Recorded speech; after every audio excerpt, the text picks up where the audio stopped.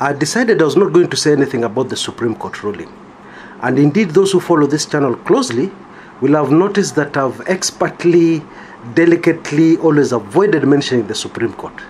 Okay? And with good reason. And I said it very early on. Whatever the Supreme Court decided had been rendered irrelevant, null and void. So why am I here commenting about the Supreme Court? Okay, I'll tell you why. Because I just noticed people are looking so glum, so sad, like it's the end of the world. You know, even some of the comments are just heartbreaking, yeah? Guys saying, "Ay, Kenyan tahama." What were you guys expecting?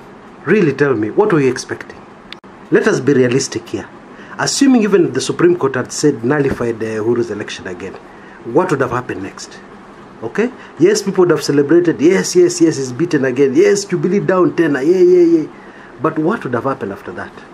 We have not corrected the fundamental problems. And if we had gone into another election, it would have been same old. Eh? Cook figures.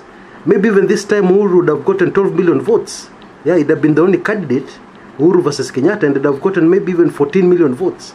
Hey, unacheza nao watu. We need to correct the fundamental problem. And the fundamental problem is fraud. Yeah? So until and unless you correct that, no amount of Supreme Court judgments or nullifications is going to correct the situation.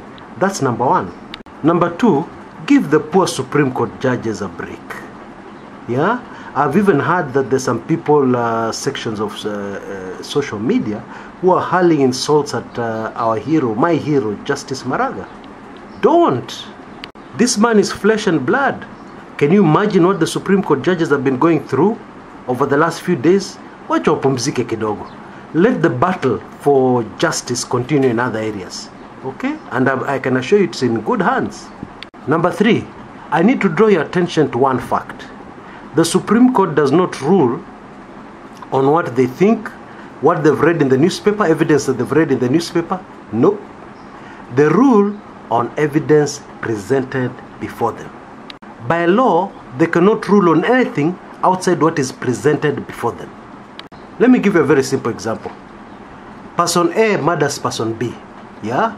And the event is witnessed by so many people. Everybody sees, yes, A killed B. Everybody has seen it. Now the thing goes to court. No single witness has enough guts to come forward. So the judge is presented with a prosecution case. The prosecution is saying, oh, you know, so many people saw it. You know, everybody saw it. The judge asks a simple question. Where is the evidence? Yeah? And since there's no witness, there's no evidence, the prosecution's case is weak. What do you expect the judge to do? Oh, according to what I saw on TV, yes, this guy must have murdered that guy, therefore I pass. No. These things don't work like that.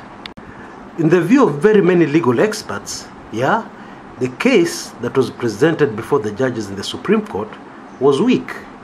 Okay? It was weak legally. Yeah? So quite rightly so, Justice Maraga cannot suddenly be a NASA activist. Yeah? The man is the president of the Supreme Court of Kenya, the highest court in the land. So give these guys a break. Yeah? And let's focus on things which are really important. Now back to the question I usually ask all the time. Who advises Jubilee? Who? Now take for instance what's going on right now. Okay? The Supreme Court has ruled. So what's going to happen? The media is going to be full of that. Yes? And you can be sure the Jubilee propagandists are going to make sure that all the news outlets are full with, you know, the election was free and fair. Yeah. The Supreme Court. Yeah? The Supreme Court agreed that the president was legally elected. Legally elected. That's what they're going to emphasize. Okay? And of course this has its effect on the public. Now here's the blunder. When you allow a situation like what we have seen of people being slaughtered, killed in the estates, yeah, the reaction you're looking for, you will not get, I can assure you. This morning, as the rest of us were waiting full of suspense, not the rest, not me not included, but as many Kenyans were waiting with suspense for the judgment of the Supreme Court, yeah, there were very many other Kenyans right across the country mourning. Their loved ones have died. Yeah, and they have died for nothing. They've not died in a road accident. Somebody just came and slaughtered them for no reason, shot them for no reason. Now, what do you think the reaction is going to be when they, when they hear the news of the ruling? Hiyo hata meza, it will not go down well. And I thought that the whole objective of Jubilee was to return things to normal as soon as possible. So why allow the kind of mess which has been going on for the last 2-3 days? Why? Doesn't make sense to me. Does it make sense to you? Hey. So folks, cheer up. Yeah? I allow you 5-10 minutes to cheer up. Then after you have cheered up, I want you to sober up. And let's be alert to what is happening in our country and what's going to happen next. Okay? That's extremely important. Okay? Sai mambo ya Supreme Court judgment. Supreme Court what? Huh?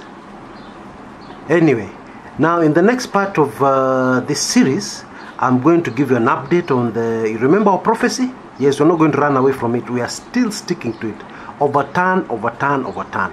Yeah, there's a very important message that has to come across. Okay, see you there in a second. This is Kshs Kumekucha.